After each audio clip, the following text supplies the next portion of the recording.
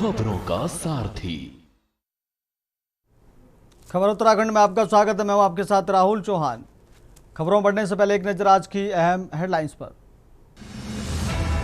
उत्तराखंड विधानसभा का विशेष सत्र के दौरान सीएम धामी बोले, रावण का अंत भी माता सीता के अपमान की वजह से हुआ। दिल्ली देहरादून एक्सप्रेस पर सीएम धामी का सफर, 2.5 घंटे में पहुंचे देहरादून। समय में बड़ी कमी, पीएम मोदी के नेतृत्व में इंफ्रास्ट्रक्चर का विस्तार, पर्यटन और निवेश को मिलेगा बढ़ावा। नितिन नवीन का 2 दिवसीय उत्तराखंड दौरा, भाजपा संगठनात्मक महामंथन की तैयारी। 9 श्रेणियों में होगी महत्वपूर्ण बैठकें, बूथ से लेकर प्रदेश स्तर तक कार्यकर्ताओं से संवाद। 4 धाम यात्रा 2026 के पहले हफ्ते में 3 लाख यात्री पहुंचे केदारनाथ में, 1.56 लाख पार, 24 लाख रजिस्ट्रेशन। सरकार बोली व्यवस्था कंट्रोल। उत्तराखंड के सभी जिलों में बारिश के आसार, 6 में भारी ओलावृष्टि की चेतावनी, मैदानी इलाकों में येलो अलर्ट, पहाड़ों में बर्फबारी की संभावना। देवप्रयाग पौड़ी मार्ग पर बड़ा हादसा, खाई में गिरी कार, 5 लोग घायल, 1 की मौत।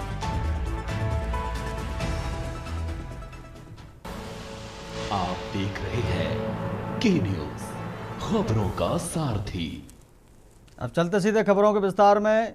एक और राज्य सरकार विधानसभा का 1 दिवसीय विशेष सत्र बुलाया है, दूसरी ओर इस सत्र से पहले ही राजनीतिक दलों के बीच तीखी बयानबाजी और सड़क पर टकराव का माहौल बन गया। देहरादून विधानसभा में विशेष सत्र का आयोजन रखा गया, जिसमें धामी सरकार के सभी मंत्री और विधायक मौजूद रहे।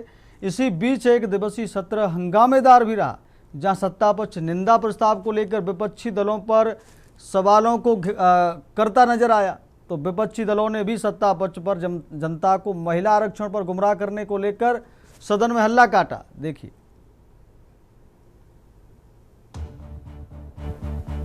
महिला आरक्षण को लेकर आज होने वाले विशेष सत्र से पहले इस मुद्दे पर राजनीतिक सरगर्मियां तेज हो गई हैं। इससे महिलाओं की भागीदारी बढ़ाने और उन्हें निर्णय प्रक्रिया में मजबूत स्थान देने की दिशा में एक अहम कदम माना जा रहा है। मुख्यमंत्री पुष्कर सिंह धामी ने कहा कि महिला आरक्षण विधेयक देश की संसद में पारित हो चुका है और अब इसे लागू करने की प्रक्रिया आगे बढ़ रही है। उन्होंने कहा कि इस फैसले को देशवासियों ने देखा है और इसे महिलाओं के आगे बढ़ने के अवसर के रूप में माना जा रहा है। मुख्यमंत्री ने यह भी कहा कि इस विषय पर चर्चा आवश्यक है ताकि समाज में महिलाओं की भागीदारी और मजबूत हो सके। उन्होंने माताओं और बहनों को अधिक अधिकार देने पर जोर देते हुए इसे देश के विकास से जुड़ा अहम कदम बताया। वहीं विपक्ष सदन से लेकर सड़क तक विरोध करता नजर आ रहा है। इस बीच बाहर कांग्रेस का अनोखा विरोध प्रदर्शन देखने को मिला। झबरेला विधायक वीरेंद्र चौथी गन्ने से भरी ट्रॉली लेकर विधानसभा पहुंचे और किसानों के मुद्दे को उठाया। ये सत्र बुलाया गया है और आदरणीय प्रधानमंत्री मोदी जी के नेतृत्व में 2023 में नारी शक्ति बंधन विधेयक पारित हुआ था और उसको देश के अंदर 2029 में लागू होना था। लेकिन देश की संसद में जो हुआ, सभी देशवासियों ने देखा, मातृशक्ति का आगे बढ़ने का मार्ग उन्होंने रोका है। और मुझे लगता है कि आज हम इस पर चर्चा करने के लिए यहाँ एकत्र हुए हैं। माननीय प्रधानमंत्री जी के नेतृत्व में ये नारी शक्ति बंधन विधेयक पारित हुआ है। देखिए, साफ जाहिर हो गया है कि कांग्रेस का दोहरा चरित्र है। वो अपने भाषणों में, घोषणा पत्रों में कुछ बोलती है और जब वास्तव में जहां पर आवश्यकता होती है, सरकार 17 तारीख को जब बिल पर मतदान होना था, जो देश की 71 करोड़ की आबादी को न्याय देने वाला बिल था, तब कांग्रेस ने, डीएमके ने, तृणमूल ने, सपा ने उसका विरोध किया। देखिए, सुरक्षा को लेकर के मैं कह रहा हूं, हमारा कोई उद्देश्य सुरक्षा भेदने का नहीं है। बहुत सारे जो सुरक्षा में साथी लगे हैं वो भी किसान हैं और बहुत सारे तो हमारे क्षेत्र के भी हैं। कुछ ऐसे भी पुलिसकर्मी हमारे भाई हैं जिनका भुगतान अब तक इकबालपुर मिल पर है। हमने विधानसभा सत्र में अनेकों बार आवाज उठाई, तमाम बार हम लोगों ने ये मुद्दा उठाया कि भाई इकबालपुर मिल का 110 करोड़ रुपया बकाया है। हमने मंत्री जी को भी कहा, माननीय मुख्यमंत्री जी को भी कहा, लेकिन ये सरकार नहीं चेती। ये विधानसभा सत्र औचित्यहीन है। ये केवल धामी सरकार की नौटंकी है कि अपने आकाओं को खुश कैसे किया जाए। जिस विधानसभा की पावर नहीं है कि वो महिला रिजर्वेशन को लागू करवा सके, दुर्भाग्य है कि सैकड़ों करोड़ रुपया खर्च करके मोदी जी ने केंद्र में संसद के पटल को राजनीति के लिए उपयोग किया और वही नक्शे कदम पर चलते हुए धामी जी कर रहे हैं। विधानसभा की पावर नहीं है, आप केवल चुनावी भाषण देने के लिए आप 10-12 करोड़ रुपए के करीब खर्च एक दिन के सेशन पर होंगे, इसका जिम्मेदार कौन? लोकसभा में महिला आरक्षण कानून लागू करने वाले संविधान संशोधन विधेयक के असफल होने के बाद मंगलवार को उत्तराखंड विधानसभा में इस पर चर्चा के लिए विशेष सत्र बुलाया गया। मुख्यमंत्री पुष्कर सिंह धामी ने विशेष सत्र शुरू होते ही कहा कि देश की नारियों को विश्वास दिलाते हैं कि उनका अधिकार अवश्य मिलेगा। आधी आबादी को उनका पूरा हक दिलाएंगे ताकि मातृशक्ति विकसित भारत के निर्माण में अपनी पूरी क्षमता से योगदान दे सके। साथ ही भाजपा महिला आरक्षण बिल को लेकर आज कांग्रेस सहित विपक्षी दलों पर हल्ला बोलती हुई नजर आ रही है। वहीं दूसरी ओर विपक्षी दल कांग्रेस इस बात को कह रही है कि महिला आरक्षण बिल 7/2023 में पारित हो चुका है, ऐसे में इसे संशोधन के जरिए सरकार परसीमन पर जोर दे रही है, जबकि विपक्ष महिला आरक्षण बिल के समर्थन में है और सरकार इतनी पाक साफ है तो महिला आरक्षण बिल 7/2023 में पारित को तत्काल घोषित करे, न कि जनता को सत्र बुलाकर गुमराह करे। बिल्कुल, ये जो महिला आरक्षण का सवाल है ये 1992-93 में और उसके बाद फिर 2023 में जो महिला आरक्षण के बारे में जो बात हुई थी, अगर उस विधेयक के अनुसार अगर ये दोनों पार्टियां काम कर दी होती तो आज विधानसभा में हमारे जो है 70 में से उनको पूरा 33% आरक्षण के साथ महिलाएं होती, या हम ये कहें कि लोकसभा और राज्यसभा में जिस प्रकार से हमारे 8 सांसद यहाँ से हैं उनमें से कोई ना कोई 2-4 और महिलाएं भी होती। देखिए, आज हम लोग ये धरना प्रदर्शन कर रहे हैं कि महिला आरक्षण जो बिल है उसको तुरंत धामी सरकार लागू करे। 2027 की विधानसभाओं में और 2029 की लोकसभाओं में आज से अभी से ये कानून लागू किया जाए। इसको 2023 में पास किया गया था और महिलाओं को राजनीतिक सशक्तिकरण देने का काम ये सरकार कर रही है। विशेष सत्र चल रहा है। हम तो मुख्यमंत्री जी से यही मांग करने आए कि विशेष सत्र में जो 33% आरक्षण है उसको तुरंत लागू करने का उत्तराखंड में सरकार कर रहे हैं। उसका मोदी जी से भी हम निवेदन कर रहे हैं कि देश में इस कानून को लागू करने का काम करे। ये कांग्रेस के द्वारा जो महिलाओं के साथ जिस तरीके से उन्होंने भेदभाव किया है, जो पहले से चली आ रही कांग्रेस की नीति रीति जो शुरू से लेकर के आज तक हमेशा कांग्रेस ने महिलाओं को, शोषितों को, वंचितों को, दलितों को, वो इस वर्ग को सिर्फ अपना वोट बैंक बना के रखा है। और आज जब बात आई महिलाओं को प्रतिनिधित्व की बात, तो कांग्रेस ने जो 33% जो नारी शक्ति बंधन बिल जो पास होना था, जहाँ पे हमारी मातृशक्ति की भागीदारी होती, उसको कांग्रेस ने जो है और उसके सहयोगी दलों ने बड़ी खुशी से उसको जो है धराशायी कर दिया। आपको बता दें कि देश में अब तक कुल 4 बार परसीमन हुआ। इसके लिए आयोग का गठन किया गया। अब ये 5वीं बार होने जा रहा था। उससे पहले परसीमन 1952 में हुआ था। अंतिम परसीमन 2001 की जनगणना के आधार पर 2002 में हुआ था। दरअसल 1976 में 42वें संवैधानिक संशोधन के माध्यम से 2001 तक परसीमन पर रोक लगा दी गई थी ताकि जनसंख्या नियंत्रण के प्रयासों को झटका न लगे। वहीं आपको बता दें कि पूरा मामला परसीमन से जुड़ा है। यही वजह है कि जहां एक और बीजेपी विपक्षी दलों पर समर्थन न देने का आरोप लगा रही है, तो वहीं दूसरी ओर विपक्षी दल कांग्रेस इस बात को कह रही है कि महिला आरक्षण बिल 7/2023 में पारित हो चुका है। ऐसे में संशोधन के जरिए सरकार परसीमन पर जोर दे रही है, जबकि विपक्ष महिला आरक्षण बिल के समर्थन में है। साथ ही धामी सरकार ने आज एक दिवसीय सत्र बुलाकर सभी विपक्षी दलों पर जमकर प्रहार किया। बहरहाल ऐसे में देखना होगा कि आम जनता इसकी बारीकों को कितना ध्यान से समझ पाएगी, या ये मुद्दा राजनीतिक समुद्र में जनता को गुमराह करने में काफी होगा। Desk report, Uttarakhand.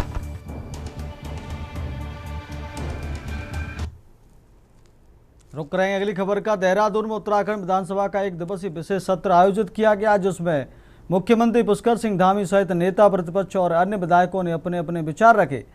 सत्र के दौरान महिला आरक्षण के मुद्दे पर प्रमुख चर्चा देखने को मिली। विधानसभा अध्यक्ष ऋतु खंडूड़ी भूसंडे लंच ब्रेक के दौरान बताया कि इस विशेष सत्र का उद्देश्य मातृशक्ति को 33% आरक्षण देने पर चर्चा करना है। उन्होंने कहा कि महिलाओं को राजनीतिक क्षेत्र में आगे बढ़ाने के लिए यह एक महत्वपूर्ण कदम हो सकता है। हालांकि उन्होंने यह भी स्पष्ट किया कि आरक्षण देने का अधिकार केंद्र सरकार के पास है।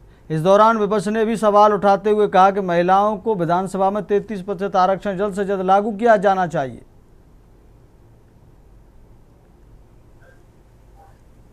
देखिए, ऐसा है कि हम सभी जानते हैं कि आज उत्तराखंड में एक दिन का विशेष सत्र आहूत किया गया और उस विशेष सत्र में नारी सम्मान लोकतंत्र में अधिकार पर चर्चा हो रही है।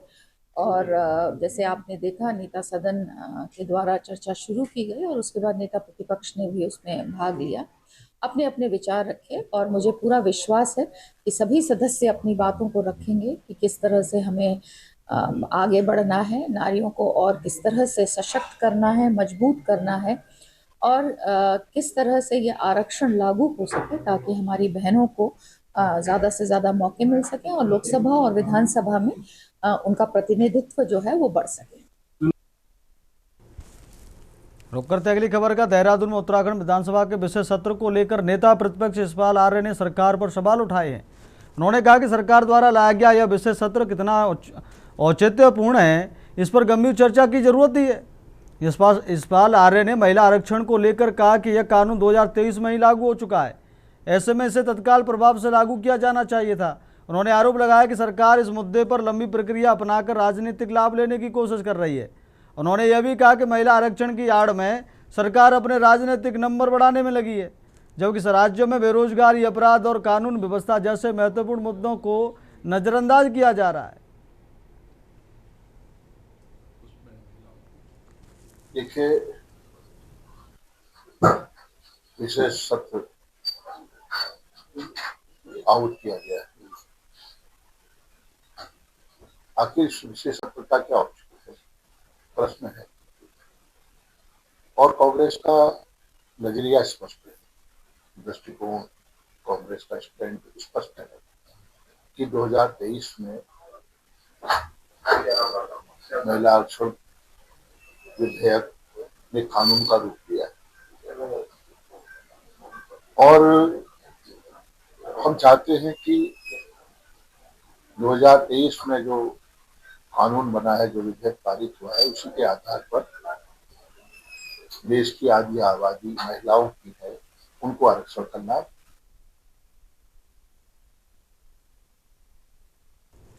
रुक कराएंगे अगली खबर का। हल्द्वानी में मंगलवार को कांग्रेस पार्टी के कार्यकर्ताओं ने अम्बेडकर पार्क में महिला आरक्षण संशोधन विधेयक के विरोध में धरना प्रदर्शन किया। इस दौरान प्रदेश अध्यक्ष गणेश गोदियाल सहित कई वरिष्ठ नेता और कार्यकर्ता मौजूद रहे।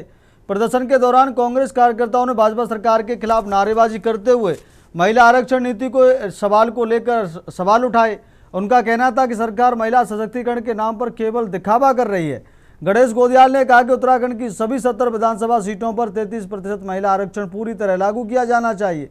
उन्होंने यह भी कहा कि विधानसभा सत्र में कांग्रेस के विधायक इस मुद्दे को प्रमुखता से उठाते रहेंगे।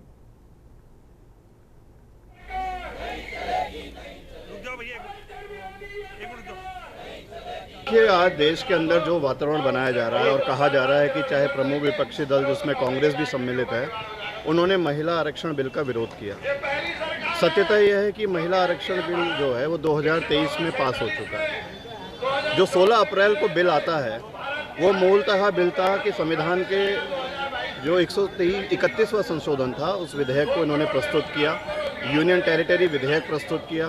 सरकार इस बात को राजी हो कि 2027 में हमारे प्रदेश में और अन्य प्रदेशों में होने वाला विधानसभा का चुनाव वर्तमान परिसीमन के आधार पर और संबंधित उन विधानसभाओं के वर्तमान संख्या के आधार पर 33% महिलाओं के लिए वो सीटें आरक्षित करने के साथ होगा। हम यही मांग कर रहे हैं और मेरा ये मानना है कि सरकार को ये मांग माननी चाहिए। हम कहना चाहते हैं जो 2023 में महिला आरक्षण जिसे पहले कांग्रेस ने पास किया था और 23 में भारतीय जनता पार्टी की सरकार ने पास किया और पास करने के बाद कह दिया कि 10 साल बाद लागू करेंगे। तो हम कहना चाहते हैं महिलाओं को आरक्षण देने के मामले में अगर भारतीय जनता पार्टी गंभीर है तो उस आरक्षण को तत्काल लागू किया जाए। रुक करते अगली खबर का। अल्मोड़ा में युवा कांग्रेस का जोरदार विरोध प्रदर्शन हुए। अल्मोड़ा की सड़कों पर सरकार के खिलाफ आक्रोश देखने को मिला। प्रदर्शनकारियों ने निजी नर्सिंग संस्थानों में फैल रही कथित अराजकता, भ्रष्टाचार और राजनीतिक संरक्षण के खिलाफ मोर्चा खोला।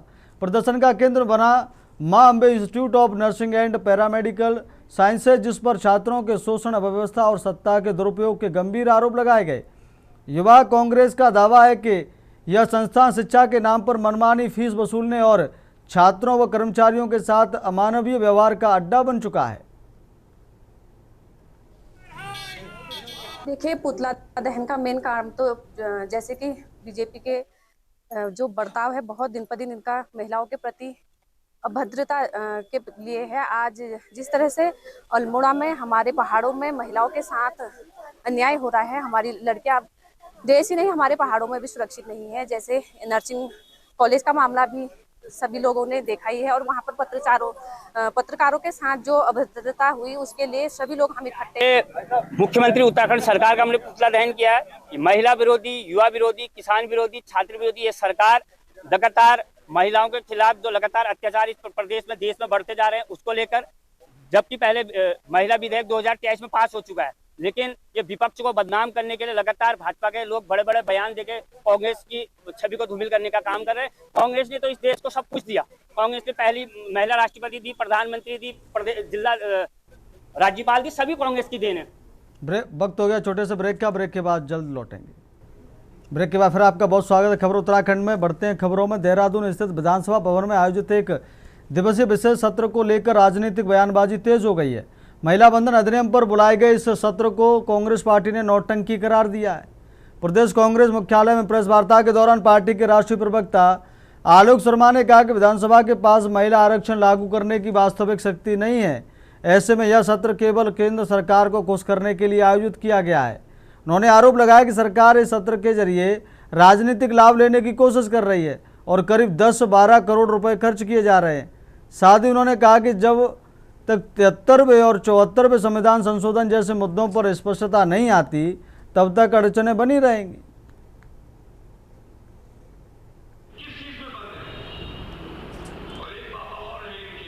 देखिए, विधानसभा सत्र औचित्यहीन है। ये केवल धामी सरकार की नौटंकी है कि अपने आकाओं को खुश कैसे किया जाए। जिस विधानसभा की पावर नहीं है कि वो महिला रिजर्वेशन को लागू करवा सके, दुर्भाग्य है कि सैकड़ों करोड़ रुपया खर्च करके मोदी जी ने केंद्र में संसद के पटल को राजनीति के लिए उपयोग किया, और वही नक्शे कदम पर चलते हुए धामी जी कर रहे हैं। विधानसभा की पावर नहीं है। आप केवल चुनावी भाषण देने के लिए आप 10-12 करोड़ रुपए के करीब खर्च एक दिन के सेशन पर होंगे। रुक करते अगली खबर का। खबर देहरादून से, जहां तत्काल 33% महिला आरक्षण लागू करने की मांग को लेकर महिला कांग्रेस ने विधानसभा का घेराव किया। प्रदेश अध्यक्ष ज्योति रौतेला के नेतृत्व में बड़ी संख्या में कांग्रेस कार्यकर्ताओं ने भाजपा सरकार के खिलाफ जोरदार प्रदर्शन किया।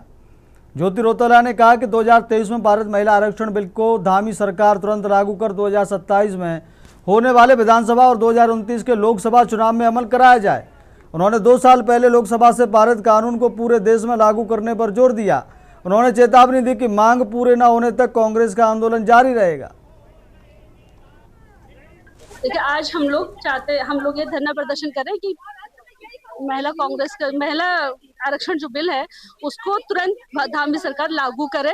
2027 की विधानसभाओं में और 2029 की लोकसभाओं में आज से अभी से ये कानून लागू किया जाए। इसको 2023 में पास किया गया था और महिलाओं को राजनीतिक सशक्तिकरण देने का काम सरकार कर रही है। विशेष सत्र चल रहा है। हम तो मुख्यमंत्री जी से यही मांग करने आए कि विशेष सत्र में जो 33% आरक्षण है उसको तुरंत लागू करने का उत्तराखंड में सरकार कर रहे हैं। उसका मोदी जी से भी हम निवेदन कर रहे हैं कि देश में इस कानून को लागू करने का काम करें। 2023 में ये पास हुआ था और आज तक वो लागू नहीं हुआ। हम उसके पक्ष में यहाँ पे खड़े हैं। रुक करते हैं अगली खबर का। खबर देहरादून से, जहां उत्तराखंड विधानसभा का एक दिवसीय विशेष सत्र आयोजित हुआ, जिसमें नारी शक्ति बंधन अधिनियम और महिलाओं को 30% आरक्षण देने के मुद्दे पर विस्तार से चर्चा की गई। इस दौरान सत्ता पक्ष और विपक्ष के बीच परस्पर तीखी बहस देखने को मिली। कैबिनेट मंत्री गणेश जोशी ने कांग्रेस पर निशाना साधते हुए उसे दोहरे चरित्र वाली पार्टी बताया। उसकी कथनी और करनी में जमीन आसमान का अंतर दिखता है। 17 अप्रैल को लोकसभा में पेश बिल पास कर देश की करोड़ों महिलाओं को न्याय दिया जाने वाला था, लेकिन कांग्रेस ने ऐसा नहीं होने दिया। साफ जाहिर हो गया है कि कांग्रेस का दोहरा चरित्र है। वो अपने भाषणों में, घोषणा पत्रों में कुछ बोलती है और जब वास्तव में जहां पर आवश्यकता होती है सरकार 17 तारीख को जब बिल पर मतदान होना था, जो देश की 71 करोड़ की आबादी को न्याय देने वाला बिल था, तब कांग्रेस ने, डीएमके ने, तृणमूल ने, सपा ने उसका विरोध किया और पूरे देश ने उसको देखा। एक तरफ हम नारी के सशक्तिकरण की बात करते हैं। रुक करते अगली खबर का। हल्द्वानी में महिलाओं और युवाओं को डिजिटल रूप से सशक्त बनाने के लिए एक नई पहल की गई है। जिला उद्योग केंद्र सभागार में आयोजित कार्यक्रम में देवभूमि डिजिटल दीदी पुस्तक का विमोचन किया गया। साथ ही ज्ञान गुल्लक डिजिटल पोर्टल की जानकारी भी साझा की गई। मोटिवेशनल स्पीकर मनीष आर्य की इस पुस्तक का विमोचन मुख्य अतिथि रेणु अधिकारी और विशिष्ट अतिथि पल्लवी गुप्ता ने किया। इस पुस्तक को महिलाओं को डिजिटल साक्षरता, स्वरोजगार और सरकारी योजनाओं से जोड़ने की दिशा में अहम कदम बताया गया। रेणु अधिकारी ने कहा कि यह पहल महिलाओं को आत्मनिर्भर बनाने में महत्वपूर्ण भूमिका निभाएगी। कार्यक्रम में ज्ञान गुल्लक पोर्टल की भी जानकारी दी गई। और सबसे पहले तो इसमें जो महिलाओं के लिए है, ये पूरा स्पेशली महिलाओं के लिए ही बनाया गया है, जो डिजिटल है। और ये जो ज्ञान गुल्लक है, इसमें हम लोग स्पेशली क्या कर रहे हैं, फोकस महिलाएं अपने ज्ञान से इस गुल्लक को भरेंगी। और हमने इसमें एक ऐसा असेसमेंट किया हुआ है, मूल्यांकन के तो सोशल मीडिया में जो स्क्रॉलिंग है उससे बचे और अपने ज्ञान को गुल्लक से कन्वर्ट करें और वो साप्ताहिक कुछ ना कुछ अर्न करेंगी। जी, मैं ज़रूर बताना चाहूँगी कि महिला सशक्तिकरण अपने आप में बहुत इम्पोर्टेंट विषय है और मैम से हमेशा हमें इस बात की प्रेरणा मिलती है किस तरह से हम महिलाओं को डिजिटलाइज करें, सशक्तिकरण करें, क्योंकि सब महिलाओं में बहुत सारे गुण हैं, बहुत सारे स्किल्स हैं, बट आगे बढ़कर एक कदम आगे बढ़कर डिजिटलाइज होना बहुत ज़रूरी है। और यही इसमें मतलब मुझे लगता है हमारा स्टार्टिंग पॉइंट है, ये इस तरह का एक एनवायरनमेंट क्रिएट करना। देवभूमि डिजिटल दीदी करके आज एक बुक का इनोग्रेशन होना है, जिसे मनीष आर्य जी द्वारा लिखा गया है। और हमारे लिए बड़ा सौभाग्य का विषय होता है कि ऐसे योग्य लोग हम लोगों से जुड़े रहते हैं। और इसका उद्देश्य भी यही है कि महिलाओं को डिजिटल करना। जैसा कि आपने देखा कि देश के प्रधानमंत्री जी द्वारा उन्होंने कहा कि भाई सबको डिजिटल होना बहुत जरूरी है, नहीं तो आर्थिक रूप से जल डिजिटल डिवाइडेशन में आर्थिक रूप से निर्धन व्यक्ति पिछड़ जाएगा। इसलिए सबको डिजिटल होना बहुत जरूरी है, समय की मांग भी है। रुक करते अगली खबर का। हरिद्वार के ज्वालापुर क्षेत्र में खाद्य सुरक्षा विभाग ने बड़ी कार्रवाई करते हुए सब्जी और फल मंडी में औचक निरीक्षण किया। आयुक्त खाद्य सुरक्षा एवं औषधि प्रशासन के निर्देश पर गढ़वाल मंडल की टीम उपायुक्त के नेतृत्व में मौके पर पहुंची और मंडी में बिक रहे फलों और सब्जियों की गुणवत्ता की बारीकी से जांच की। इस दौरान टीम ने संदिग्ध गुणवत्ता को देखते हुए कुल 8 सैंपल एकत्रित कर प्रयोगशाला जांच के लिए भेजे हैं। अधिकारियों ने स्पष्ट किया कि मिलावटी या खराब गुणवत्ता के खाद्य पदार्थों को लेकर किसी भी तरह की लापरवाही बर्दाश्त नहीं की जाएगी और रिपोर्ट के आधार पर सख्त कार्रवाई की जाएगी। निरीक्षण के दौरान व्यापारियों को साफ सफाई, भंडारण और गुणवत्ता मानकों का पालन करने के भी निर्देश दिए गए हैं। देखिए, आयुक्त महोदय ने स्पष्ट निर्देश दिए हैं कि कोई भी खाद्य पदार्थ आर्टिफिशियल केमिकल से ना बनाया जाए। इसी क्रम में आज जो है ज्वालापुर मंडी का एफडीए हरिद्वार के साथ मिलकर के एक निरीक्षण किया गया। मौके से हमने आम, सेब, केला, तरबूज इनके जो फल है, इनके नमूने जांच हेतु लिए हैं। अगर इनमें किसी भी प्रकार की कोई कमी पाई जाती है या खाद्य सुरक्षा मानक अधिनियम का उल्लंघन पाया जाता है तो सक्षम धाराओं में उनके खिलाफ मुकदमा दायर किया जाएगा और सक्षम न्यायालय में ही ये अभियोग पंजीकृत किया जाएगा। फिलहाल खबर उत्तराखंड में मेरे साथ इतना ही। देखते रहिए के न्यूज़ इंडिया। नमस्कार।